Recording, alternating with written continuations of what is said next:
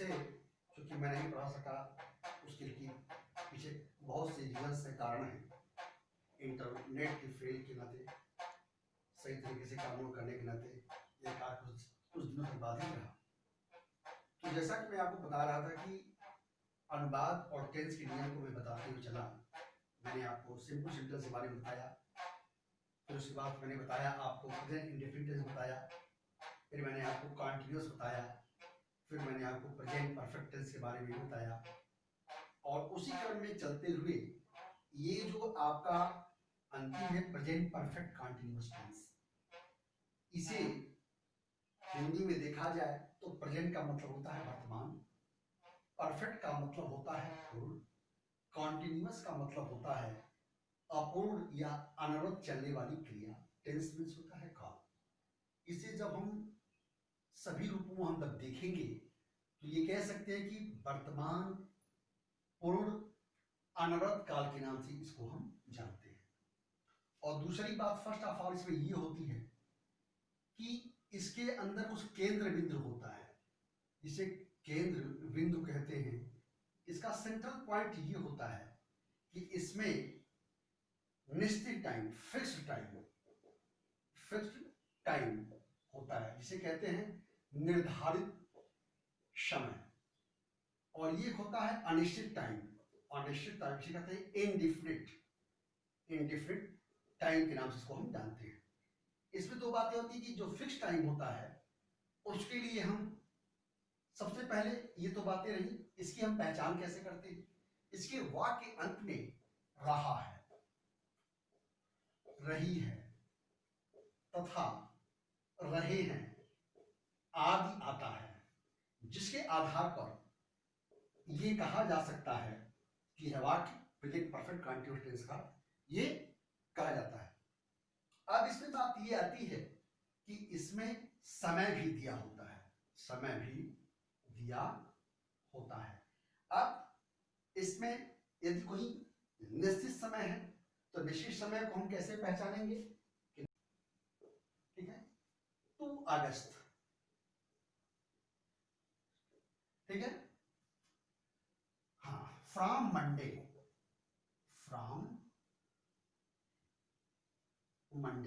ठीक है, फ्रॉम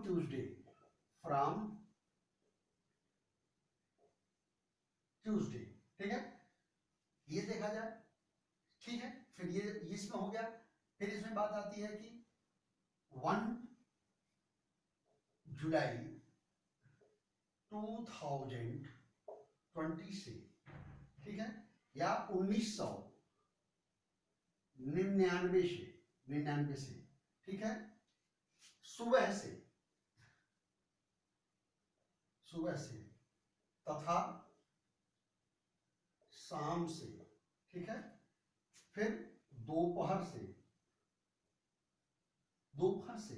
यदि ये सब चीजें आपके वाक्य में दिखाई देता हो तो बिना कुछ प्रॉब्लम के, without any hesitations, we can very easily recognize that this tense is relating to the present perfect continuous tense। ये जो चीजें हैं ये मैंने आपको बताई निश्चित कार्य के लिए, जहां पर किसी चीज की कन्फर्मिटी होती है, निश्चितता होती है, वहां पर ये चीजें सामने आती है। हमने इसका आपने अध्ययन अवश्य किया होगा, आपको अंग्रेजी शिक्षक ने आपको बताया होगा अनुवाद के नियम क्या कैसे है। जैसे कहा जाए कि शाम से, हमने बताया आप निश्चित हो, जैसे कि देखा जाए 2 घंटे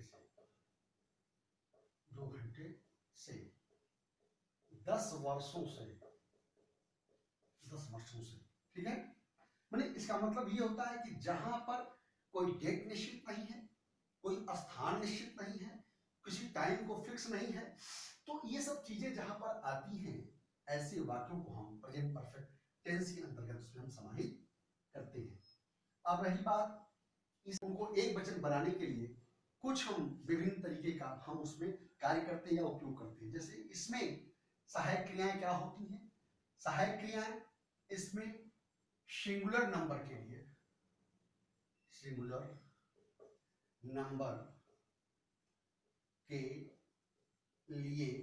ठीक है, हैज बीन सहायक क्रिया का प्रयोग करते हैं, ठीक है। और बहुवचन के लिए, प्लूरल नंबर के लिए हैव बीन तथा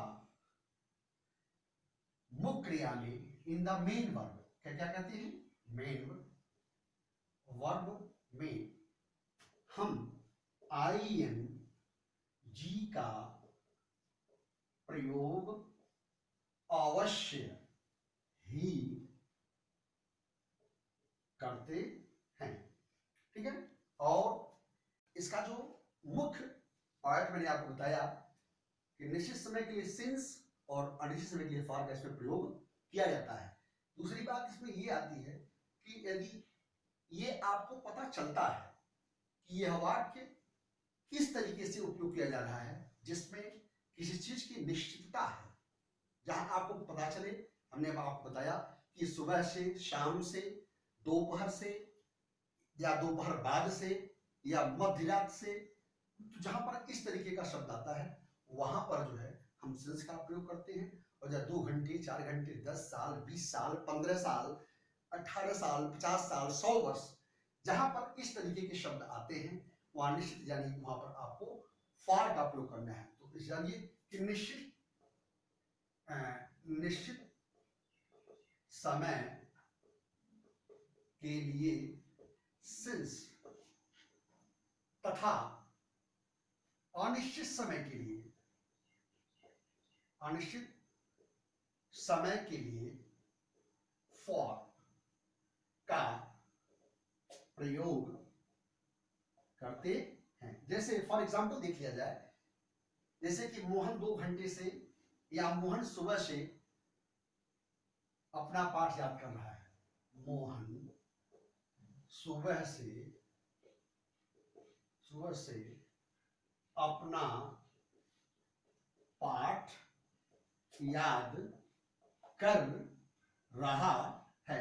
तो जैसा कि ये वाक्य, ये हम किसी भी बिना किसी रुकावट के, without any problem, we can very clearly express that this sentence is belong to the present perfect continuous tense.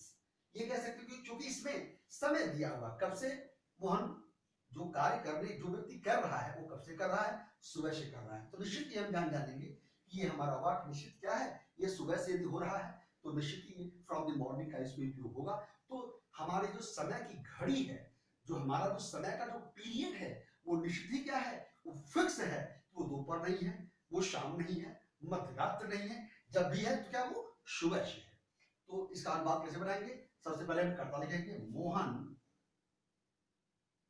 कर्ता एक वचन है तो हैज, सब्जेक्ट एक वचन में है, Mohan has been learning,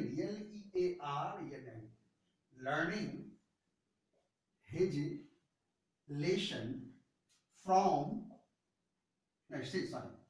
since morning.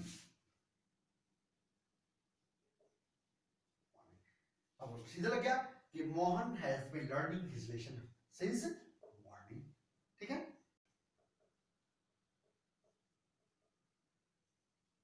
इसे कहते हैं नकारात्मक वाक्य, ठीक है। अब इसमें बात आती है कि हम तरीके, इसमें बहुत ज्यादा सोचने की आवश्यकता नहीं है, सिर्फ सहायक क्रियाओं के बीच में नॉट का प्रयोग कर देते हैं। क्या करते हैं, नॉट का प्रयोग कर देते हैं, सिर्फ सहायक क्रियाओं के बीच नॉट का। जैसे कहा जाए कि रीता 2 बजे से स्कूल नहीं जा रही है, रीता 2 बजे से स्कूल नहीं जा रही है। फट से कर लीजिए, Rita has not been going to school since 2 o'clock, ठीक है, 2 o'clock फर्स्ट हो गया। Rita has not been going to school since 2 o'clock, Rita 2 बजे से विद्यालय नहीं जा रही है। INTERROGATIVE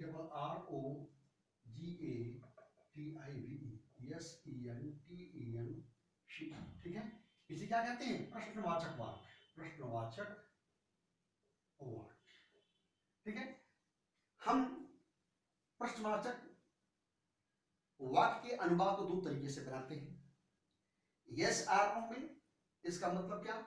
सहायक क्रियाओं के सहयोग से बनाते हैं। जैसे है जो भी उस टेंस में सहायक क्रिया का उपयोग किया जाता है उसको सबसे पहले लाकर फिर कर्ता को लिखकर फिर अन्य चीजों का उपयोग करते हैं, वाक्यों को हम क्या करते हैं? पूरा करते हैं। जैसे कहा जाए क्या वे 2 घंटे से स्कूल जा रहे हैं?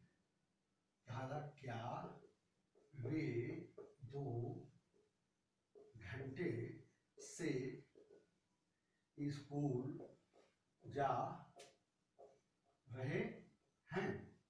सबसे पहले बार मैंने आपको बताया था कि कभी भी चाहे हिंदी में आप लिखते हो चाहे अंग्रेजी में अनुवाद बनाते हो, प्रश्नवाचक यदि वाक्य है तो उसमें प्रश्नवाचक चिन्ह का उपयोग आप अवश्य करें, नहीं तो आपका अनुवाद टोटली गलत माना जाएगा। फिर देखिए जैसे कि अब वे जो शब्द है क्या है? ये जो दे है ये क्या है? ये प्लूरल नाउन है, PLURAL। क्या है? ये प्लूरल सब्जेक्ट है। क्या है? सब्जेक्ट है, सब्जेक्ट है। अब इसके लिए जो हमारी सहायक क्रिया एक वचन में हैज बीन थी वो सीधे बदलकर किसमें आएगी? हैड बीन में आ जाएगी। जैसे कहा जाए तो कहा जाए कि जैसे they had they been going to school for 2 hours, had they been going to school for 2 hours, ठीक है। ये हो गया TERROGATIVE negative, NEGATIVE interrogative negative, ठीक ना। प्रश्नवाचक नकारात्मक वाक्य क्या कहते हैं? प्रश्नवाचक नकारात्मक वाक्य, ठीक है, प्रश्नवाचक नकारात्मक वाक्य। अब इसमें बात आती है क्या कि इसमें ऐसा हो कि प्रश्न जो नकारात्मक वाक्य है या जो प्रश्नवाचक वाक्य है उसका उपयोग इसमें बीच में किया जाता है। बीच में ऐसा शब्द आया होता है प्रश्नवाचक शब्द, जैसे कहा जाए वह क्यों नहीं 2 घंटे से स्कूल जा रहा है। कहा जाए वह क्यों नहीं 2 घंटे से स्कूल जा रहा है। अब देखिए चूंकि क्यों बीच में आया है, प्रश्नवाचक ये शब्द है, क्या कहते हैं? इंट्रोगेटिव सेंटेंस वर्ड है, तो इसकी अंग्रेजी हम सबसे पहले लिखेंगे वाई। फिर करता why has he not been, why has he not been going to school, ठीक है, for 2 HOURS, why has he not been going to school for the 2 hours, ठीक है। ये चीजें मैंने पूरे टेंस को आपको क्लियर किया।